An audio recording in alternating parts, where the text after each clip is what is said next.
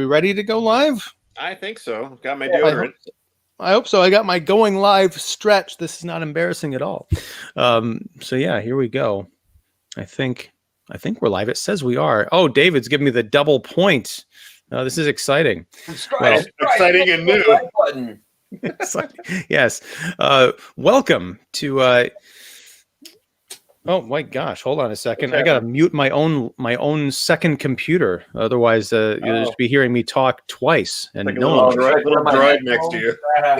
Yes. Well, welcome to What If He Doesn't Survive Live. This is the third of these recaps, these weekly recaps of The Mandalorian Season 2 on Disney+. It's very exciting times, especially tonight's episode, which, you know, last week got a little bit contentious, and I feel kind of bad because, Mike, you were on the, I'm going to be the first to drop the F-bomb. You were the one who said that episode felt like filler. Huh? Put a dollar in the coin jar or swear jar. There you go. In one of these days, I'm actually going to come up with the swear jar, the filler Mandalorian swear jar. The R2D2's head. Yes, I actually have one of those up here somewhere. I could repurpose. I have an R2D2 cookie jar somewhere. All right. A Wookiee jar. A cookie R2D2. Yeah, Wookiee jar. Sure. Yes. But no. So that, and then David and I had felt very strongly in the opposite direction with regard to last week's episode. We felt it was not filler, and you know we kind of hashed it out, and you know we're all friends. We did a virtual hug at the end, as I recall. I might have been drunk, but this week, episode 3, The Heiress, which was directed, we should note, by Bryce Dallas Howard. Mm-hmm. Last scene, I think, running in high heels in one of the Jurassic World movies, possibly. Yeah. But she's back directing what I thought was a very good episode of The Mandalorian. And it wasn't until I didn't even do research on this, but I read some things online about the character that Katie Sackhoff plays. Bo-Katan, yes. Mm-hmm. And the reason this felt like a filler episode to me is because apparently this is an established character from the Clone Wars cartoon. Is that right? Correct. Yep. And Rebels. Okay. Yep. And Rebels. Okay. Yeah. Now, in fairness, I have not seen those shows. And I think we've talked about, you know, famously, you guys are fans of both of those series. And I have not seen them, although I hear great things. It's just a matter of time. But watching this episode, especially picking up from last week, I was kind of going crazy because it almost felt like a drinking game where it was like, okay, the plot from last week was Mando is transporting the lizard woman to a planet so she can save Frog Lady. Sorry, don't mean to offend anybody. Frog Lady needs to get to a planet, safe passage, to deliver her eggs because they're their last chance of perpetuating either her lineage or her species. I can't remember.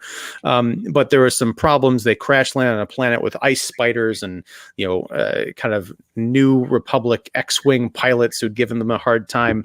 So it was a nice little detour that we've kind of come to know and love, some of us, in this series, where you think you're going on a long adventure, but it takes like 18 years to get to that adventure because things keep going wrong.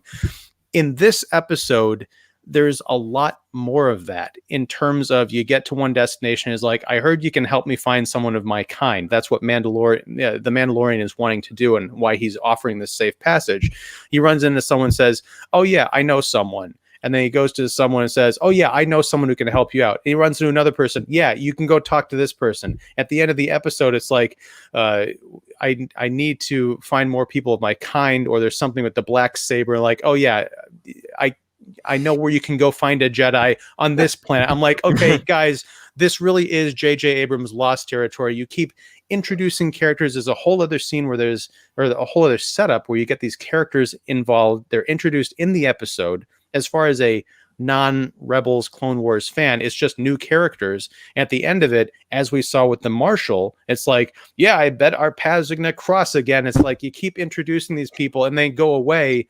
Like, is it going to be episode 8 when everyone just comes back into one crowded episode? This episode got on my nerves, but part of that is I think just my unfamiliarity with Bo-Katan. Maybe if I'd appreciated her awesomeness from this other stuff, I would have been like really more excited about it. But I don't know how that fits into the continuity of this story. Does it? Are they redoing stuff from Rebels and Clone Wars to fit into this universe? I was just kind of confused, and it was a good episode. There was some good action in it, but I was just kind of tired, and I understood how Mike felt last week, this week. I'm done talking.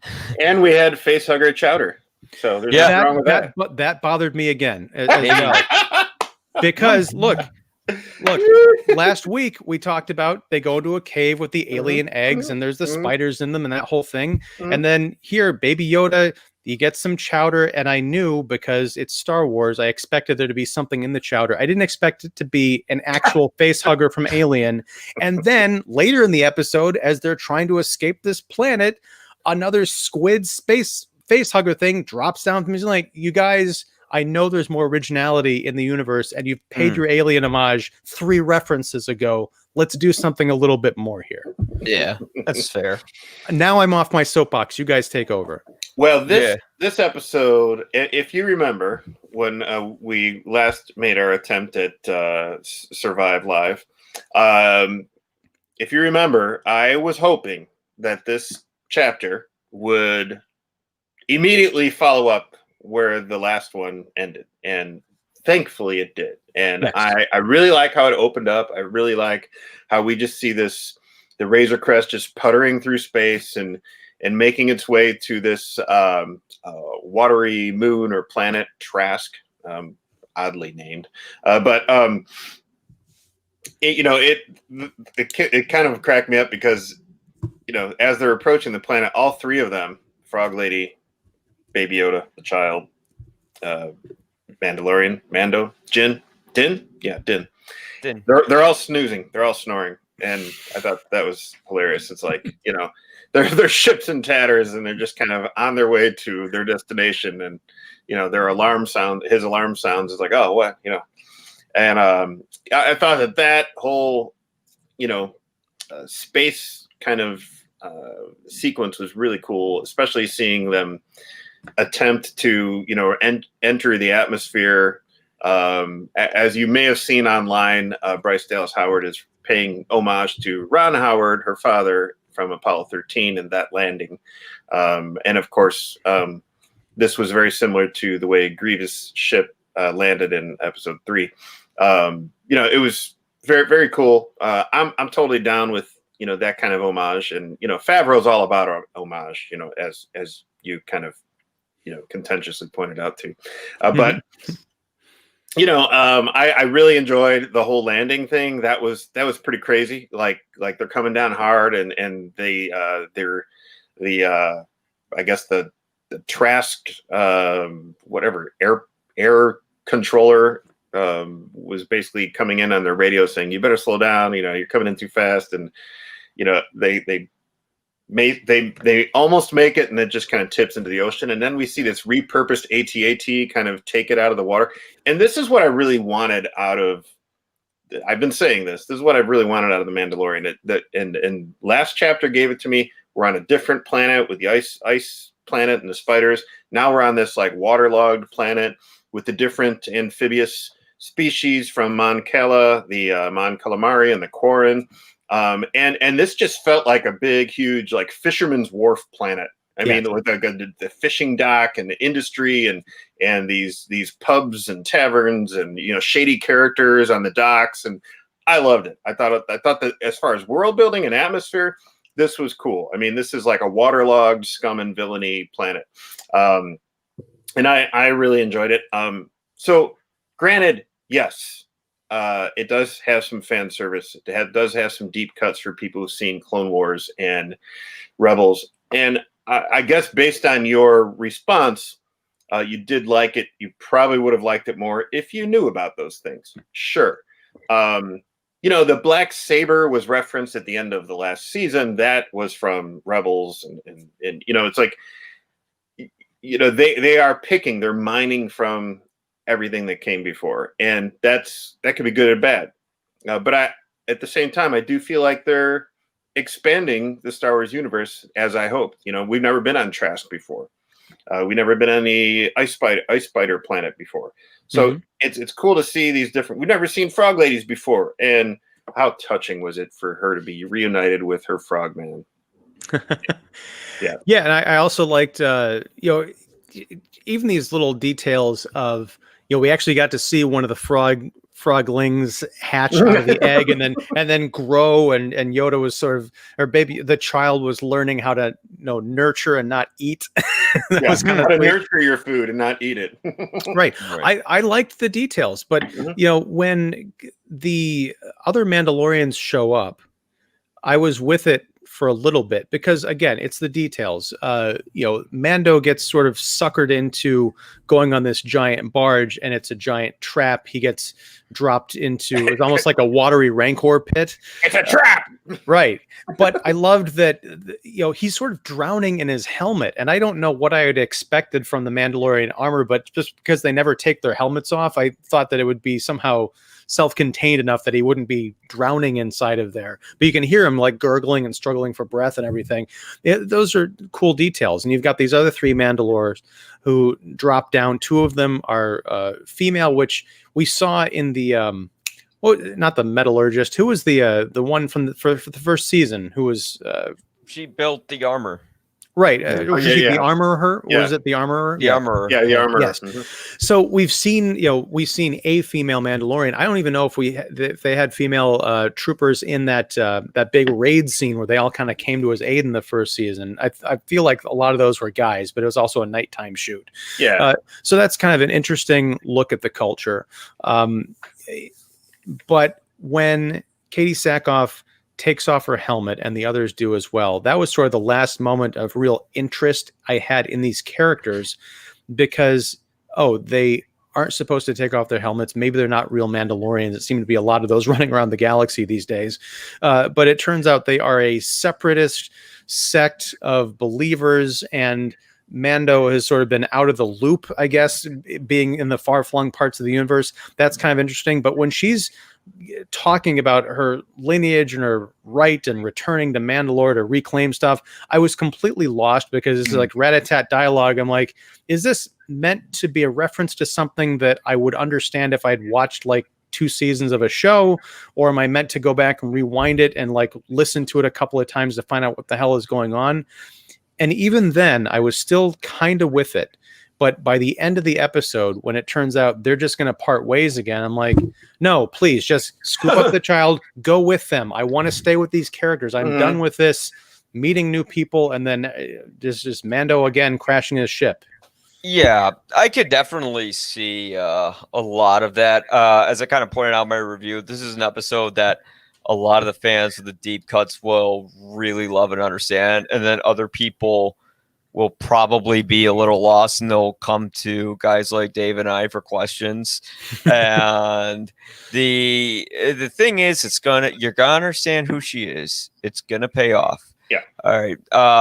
And this isn't one of those wait till later sort of things. Like, all this is interconnected, bringing back Giancarlo Esposito, and hi Don. I just saw him. Yes, welcome Don. Yes. And all these elements are going to be set up for, essentially, I think you're right in your fear, where like episode 8, they're going to shove all these characters together. If I were to predict, knowing Dave, I almost said David Foley. News Radio's Dave Foley is going to make an appearance in Star Wars? I don't know who Dave Foley is, but if it's Dave Filoni. Yes, Dave Filoni, knowing his sort of little dalliances, will have a couple of those wonderful filler episodes until we get to sort of the meat of the story. But for those who aren't exactly familiar with this stuff, I'm sure Dave Foley and Jon Favreau know that. Filoni. And Filoni, God damn it. No, Dave Foley knows it as well, as does Dave Fowley. Yeah. Yeah. And basically, you're going to find out what Mandalore is and what the whole backstory of the Mandalorians are relating to the Darksaber, and how it'll interconnect. And I think you'll be very fascinated when you see what happens. Now, because I sort of alluded to this earlier. Yeah. Not being familiar with the Rebels and the Clone Wars aspects of these characters, do you feel like they are going to relay this out for the audience? Is it going to be Easter eggs, or do you feel like they might be recreating some of this lore that they established in that other show? I'm wondering that myself. Something, or okay. I'm not sure if they're going to go over the whole backstory, with recreated flashbacks from the animated shows or not, or if they'll use like little bits of clunky expository dialogue. But certainly these aren't shoehorning in characters that people know. It's not like you're just randomly, oh, here's Luke Skywalker or something like that. Which please don't put Luke Skywalker in the show. I've seen enough Skywalkers. Yeah, I've heard rumors of that, and I'm like, no, I don't want that. Yeah, we don't need that. Not to mention the fact that we'd be going back to Tatooine, which I'm sure we will eventually, but he will cross paths with Timothy Elephant. Yeah. I'm gonna get like crusty. This planet. Yeah. You sound like Nick Nolte. Yeah. These ideas have spoken for themselves. That's right. Katie Sackhoff voiced Bo-Katan in Clone Wars, so it's actually pretty cool to see, an actress play a character that she voiced in live form. So that's pretty cool, and I think she fits the character really well. She was great. Yeah. I was, while watching this, I was sitting there excited to see this happen and see the Night Owls. The Night Owls are basically a female Mandalore sect that Bo-Katan leads. I know, but Clone Wars. Just real quick? Does that explain? I didn't get a great look at the helmets because a lot of it was going by fast. It seemed like they had almost like an owl type decoration or paint on it. Is that part of it? Okay. Correct. Now, two of them were females and one was a guy, obviously. So the two were from the Night Owls, and I'm not too sure about the guy, although his name is Axe Woves, played by Simon Cassiandes. Whoa. I don't know if I pronounced that right, but I was, while I was watching this, I was thinking, how are people who haven't seen Clone Wars and Rebels, going to respond to this? Like you said, great action, interesting development, but part of me did want Mando to continue the journey with these new Mandalorians, but honestly, I thought it was very. Obviously, he's still on this mission, right? And I'm not quite sure at this point if he would rather find more of his kind or just want to straight up find Jedi. It seems like this episode, like all this time, it seemed like I need to find more of my kind to help me find. They're going to help me find more of his kind, right? All right, okay. But then it seems like, the child. It seems like this chapter makes it seem like, all right, well, I found more of my kind, and it appears that I'm a religious zealot. I did not know that. Anywho, I think I'll just find some Jedi instead. So Bo-Katan, hinted that Ahsoka Tano, right? Yeah, Ahsoka, yes, is one of the remaining Jedis out there. Again, this is 5 years after Return of the Jedi. Probably not a whole lot of people know about Luke. They just know that the Empire's done with. Maybe some edges of the universe don't even know that the Empire's done with.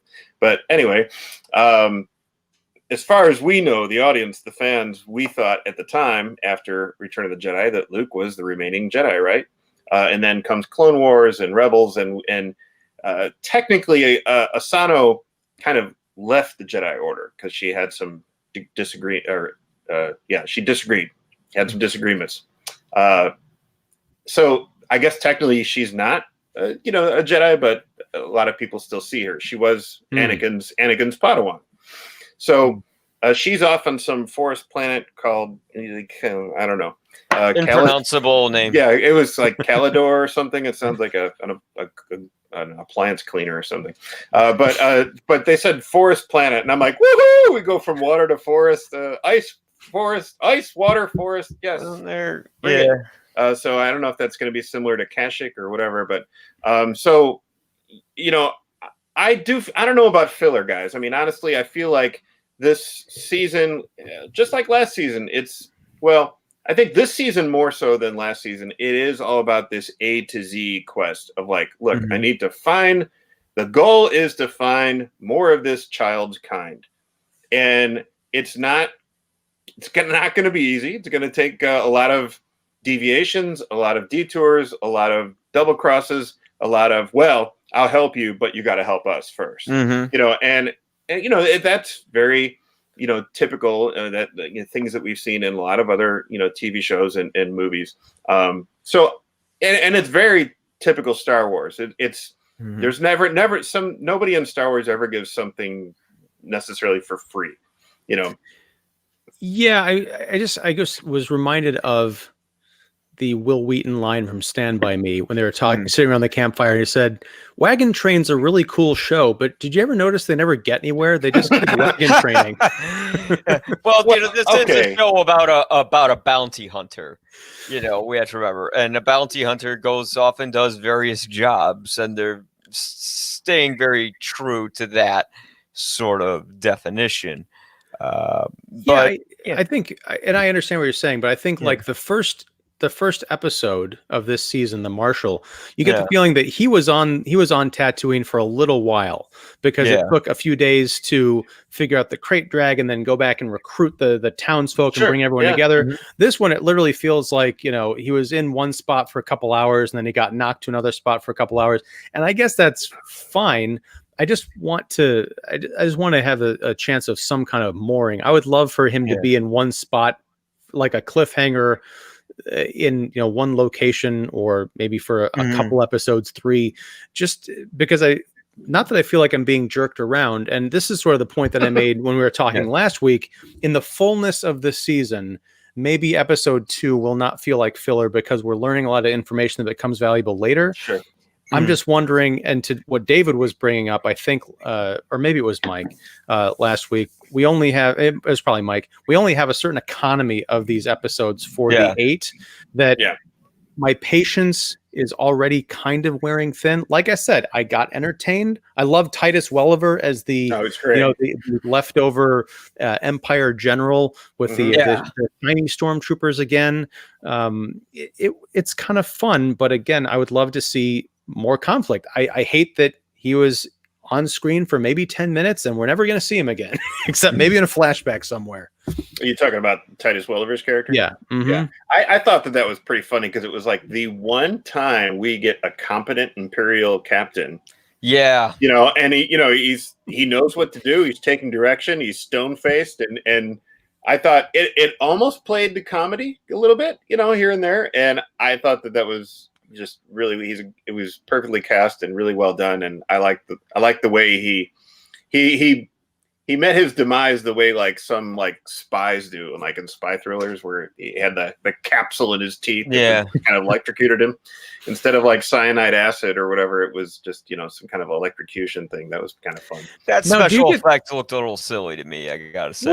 I'm like, I've done that in After Effects. Like, I've done that before. Come on. Now, let me ask you about that. Was that you bring up a cool thing about you bring up the thing about the cyanide pellet? I got the feeling that was what's the name of the dark saber guy? Moff Gideon. I almost felt like he was Grand Moff Gideon. Grand Moff Gideon. I thought he was kind of like reaching out and like the force choke kind of a thing, like taking him out before he could give anything up. I didn't read that as a suicide. Yeah, I know. I think that was like, you know what to do, meaning he took out the 2 guys below him, and basically, like, if you get trapped, you know what to do. Basically, go down in flames. Because and he tried that, but then they pulled him out of the pilot seat, and then he, she had the knife to his neck and everything. Right, but the end game is when he's saying, you know what to do. That means like, it was nice knowing you. You've done your job. Goodbye. Well, he said whatever. I'm sorry, I didn't mean to cut you off. Yeah. No, he said that like whatever they can do, like his boss, whatever he does, if he lives and they fail, is gonna be way worse. Right. So I think that was deliberate. Yeah. And he's our arcing villain that's going to be throughout the series, because if you're writing a show and you need a villain, you hire Giancarlo Esposito. Exactly.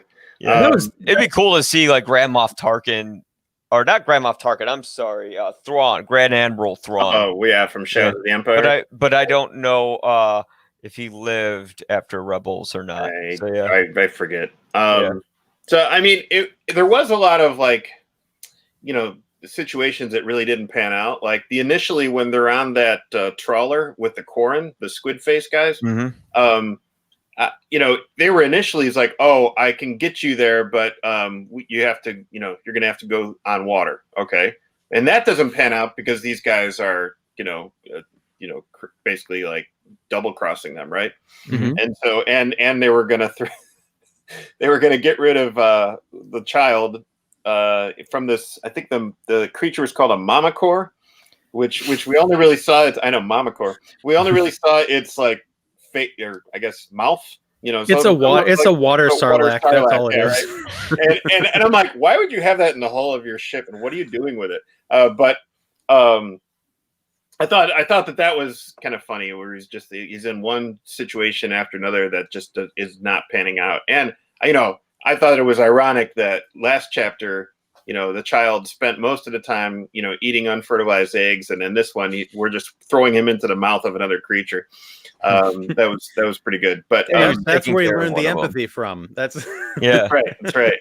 But the idea that, so I don't know if you remember in some of the previews that we saw a kind of hooded character that I thought was a Jedi, but it wound up being Casca Reeves, played by Mercedes Vernado, aka wrestler Sasha Banks, part of the Night Owls. I thought that she was going to be a Jedi because she was in a robe, but she was watching Mando on the dock, and that's how her and this Mandalorian trio wound up rescuing the child and Mando on that kind of little trawler there. I thought that was, very interesting. It was kind of a misdirect because, pretty much anytime we see, she's basically in like a Jedi hooded outfit. So anytime we see that, we think, oh, Jedi is going to be involved.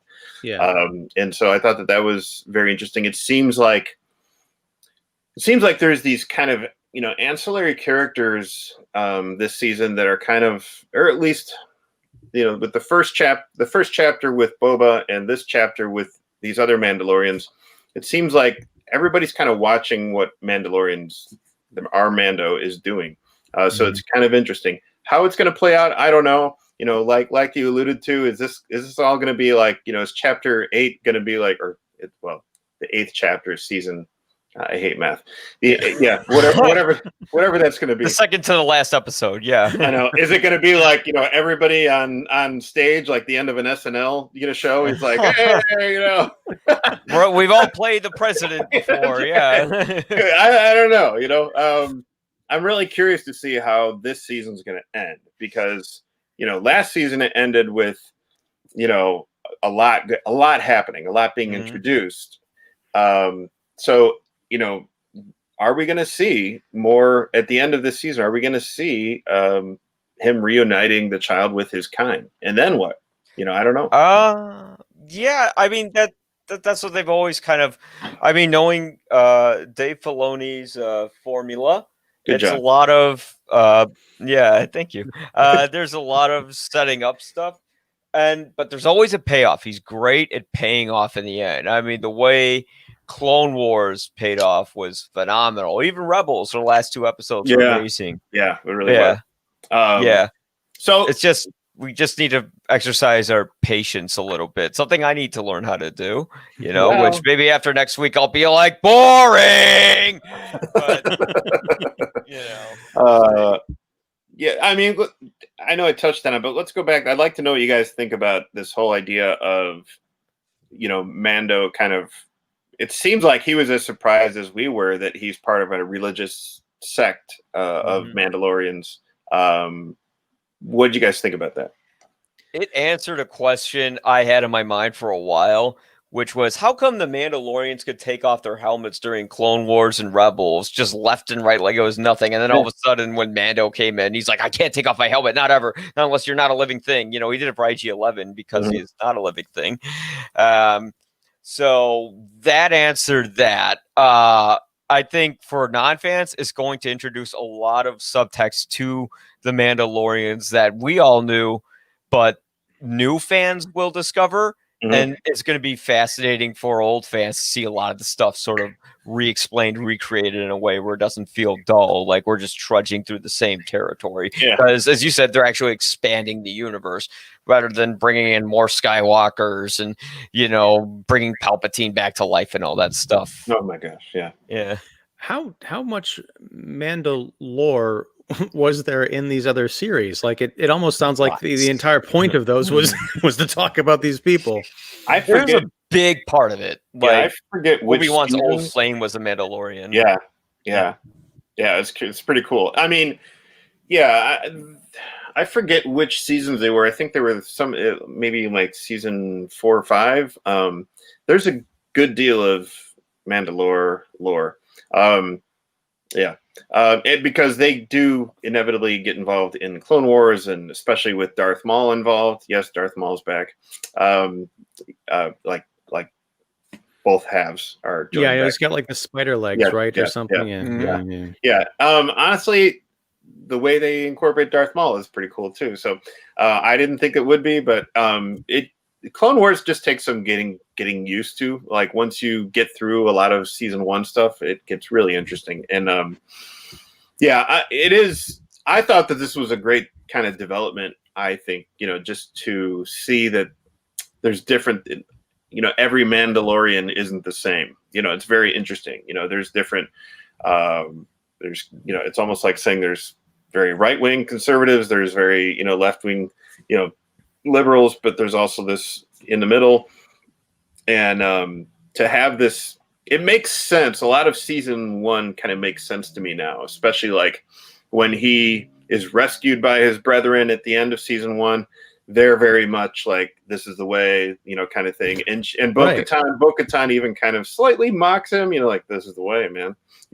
And because she knows how that, how those specific Mandalorians, committed their, lives and their creeds to, their mindset, so it's going to be interesting to see how much more of this is touched upon, or does Armando have questions about what he just learned, and I guarantee he does. It'll be interesting to see who he gets to ask those questions to, if anybody. I mean, I do like the idea of him finding out that he's part of this, not a separatist movement perhaps, but Bo-Katan was, but they were probably separatists of his OG religion, as it were. I mean that's a great point, because we haven't really explored that, and I'm all open for it. But again, I almost wish that they'd stop some of the space hopping and get to get to some of the meat of it. But if at the end of this whole thing of chapter 19 or 20 or wherever we're going to be at, the scope of it is a lot of little bits of information doled out over the course of this series to paint a full picture, like putting together a giant puzzle, I'll be happy enough with that, even if we have like these little mini-sodes. It's just like in the moment, because it's a weekly thing, it's not something we can binge. My confidence that it's going to be something like big and grand and exciting is kind of waning. But on the other hand, we have found so much to mine in the little details on the corners of each episode that I'm finding maybe I have to recalibrate my expectations, that maybe this is not the sexy, exciting season. It's the one where you learn everything, but in a very patient way that the characters would in the moment. Yeah, and we got to remember, because of the budget, they probably can't do as much as we'd like them to, as they'd like to do as well. What are you talking about, man? They're pulling off some amazing things. I mean, like the episodes. I've never seen a show where the length of the episode is so varied in between. Like one episode's 30 minutes, the other one's an hour. Yeah, and it's because they don't have the money to do like all the stuff they want to in the episode. I don't know if that's really it. I mean, I'm just theorizing. Yeah, but it seems like that could be it, because wow, it's changing television, the way this show is being made. We no longer have that television budget. And because of that, there's not as much material to be thrown in there. Like I bet they would love to do 18 episodes or something like that, but they just can't. I'm sure they'd love to make each episode an hour, but I think it's like we can only fit so many visual effects shots in. That's X amount of money. And is this grand, and we need to get it in within this timeline, that they have to very strategically place everything. And maybe that's why there's not as much as we'd like to see, but it leaves so much room for, because I think they already confirmed season 3 to produce each season. Well, plus everybody involved in this show is probably, I mean, this isn't the only plate they're spinning. I mean, they're probably involved in so many other things as well. Yeah. So I think, they're working on brevity here, I guess. I mean, it's just, hey, let's make these 8 great episodes and give it all we got. And, some are going to be 32 minutes and some are going to be 47, whatever. But I think, the way I see it is that each chapter's length kind of serves the purpose of that chapter, and it's just like, okay, now we have enough here to just stop here, and we've given enough information, and sometimes maybe a lot of information, and let's save that for the next one. And it makes sense. I'm just glad that, like I said, I'm glad that we didn't start out this chapter on some other planet and like in an afterthought. Yeah, I'm glad we reunited that frog lady, huh? They drop her up in the end. Because if it wasn't for him basically delivering the frog lady to her husband, her mate, they wouldn't have frog daycare. So what would you have done with the child? Leave him with a Corin, or leave him with the Fisherman's Wharf sweater wearing Mon Calamari guy. I don't know. Well, that's an excellent point too, because I wonder if he would have brought him along had his little pod not been destroyed. I was so bummed out when they pulled him out of the monster and it's all dented. I mean, I was glad he was safe inside, but maybe I missed it. Did he keep that, or did they just kind of junk it? It was trashed. Yeah.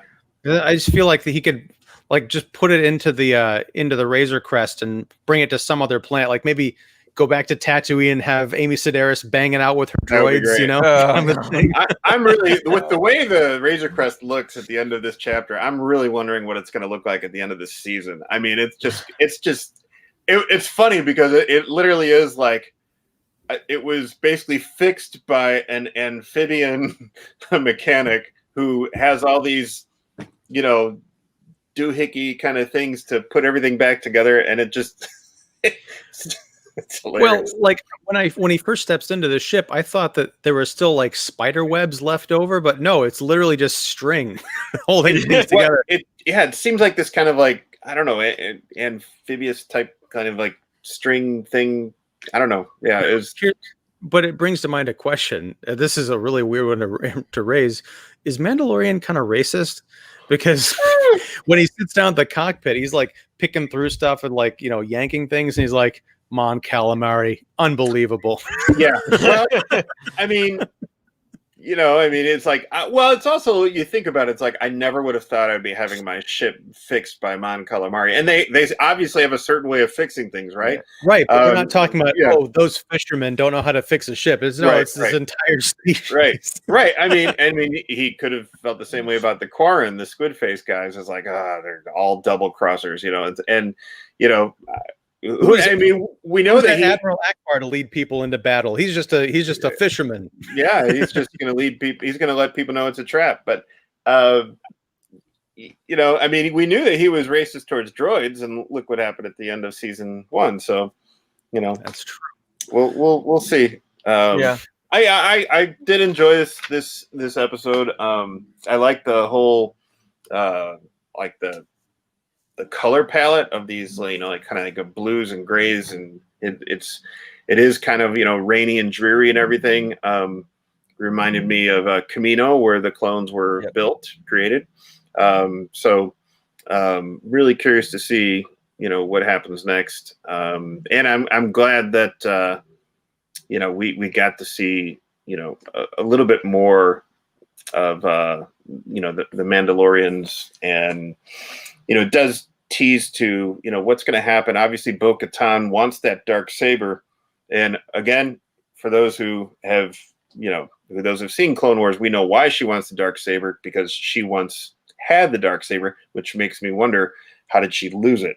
So it's basically like a special kind of lightsaber that whoever is leading the Mandalorians on the Mandalore planet wields, and it's kind of like a weapon of leadership and power. So is it connected to the Jedi at all? Or the Jedi versus Sith? I always imagined or pictured the sabers being a weapon of that particular kind of war. Yes, because one of the Mandalorians was a Jedi and a Mandalorian, and that's how the darksaber came to be. Yeah, he made his own.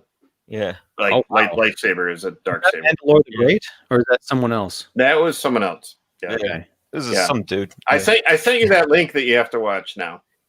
Yeah. Okay. Yeah. So that'll be fun. But yeah, I enjoyed it. I'm along for the ride, man. I'm really enjoying these. It's going to be interesting to see what happens now. I guess the next chapter means that we're halfway through. Mm-hmm. Still living on a prayer. But I'm going to take back my initial quasi assessment of this being filler and say that it's more filling than filler. But I guess time will tell. Filling with a lot of calamari. That's a great line from Empire Strikes Back. Time will tell, Lord Vader. Yes. God, I didn't realize that. Wow, it's just something I don't know why I put the emphasis on the wrong syllable on the word realize. Realize. Jesus. Anyway, I'll let you guys go. But before I do that, I would like to thank my guests, who I did not actually introduce at the top of the show. David Fowley of Keeping It Real, and Mike Crowley of You'll Probably Agree, YPA Reviews. You've been doing your weekly written recaps, so keep on keeping on with those. And I'm excited because next week we will not only be talking about almost said it, not episode 4, chapter 4. We're getting better. No, chapter 12. Chapter 12. 12. Yeah. Yes. See, Does that go in the swear jar too if I mix up episodes and also the actual numerology? Thank Ferric. I don't know. Yeah, who knows? But we're going to be talking about that, as well as the forthcoming to Disney Plus as of this coming Tuesday, November 17th.